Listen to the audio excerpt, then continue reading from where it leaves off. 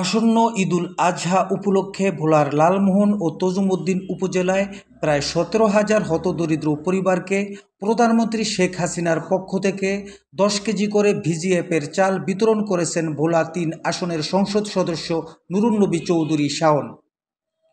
অন্যদিকে ভোলার তজুমউদ্দিনে 2023-2024 অর্থ বছরে ইলিশ সম্পদ উন্নয়ন ও ব্যবস্থাপনা প্রকল্পের আওতায় মৎস্যজীবীদের মাঝে বিকল্প কর্মসংস্থানের লক্ষ্যে 136টি বকনা বাছুর বিতরণ করেন তিনি।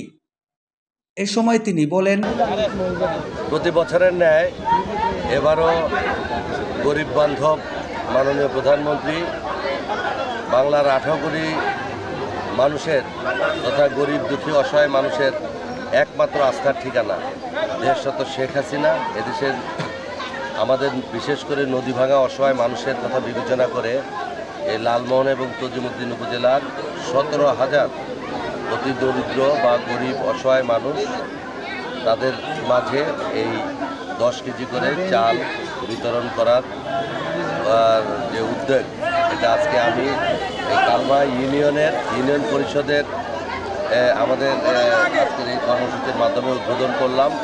আজকে এবং কালকে আমরা প্রত্যেকটা ইউনিয়নে আমরা সঠিক অসহায় গরিব দুস্থ মানুষের মাঝে মাননীয় প্রধানমন্ত্রীর এই উপহার ঈদ উপহার আমরা পৌঁছে দিব।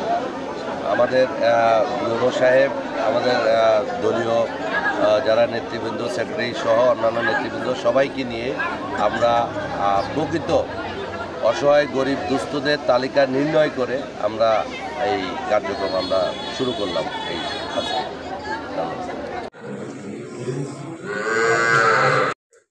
আমি একজন জেলে, প্রধানমন্ত্রী আমাকে গরিব অসহায় দেখে একটা গরু দিছে।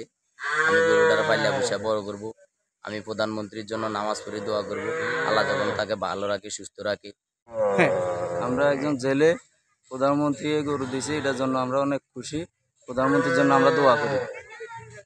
বাংলাদেশ প্রধানমন্ত্রী আমাদেরকে গরু দিছে ভালোবেসে, আমরা লালি ফালি ডাঙ্গুর ডুঙ্গুর করি, ভবিষ্যৎ উজ্জ্বল করি গরুটা লালি ফালি, এটা আমাকে অনেক খুশি। আমার প্রধানমন্ত্রী আঙ্গুরে গরু দিছে যে আমরা গরিব মানুষ পালি টালি খাই, ডাঙ্গুর ডুঙ্গুর করি।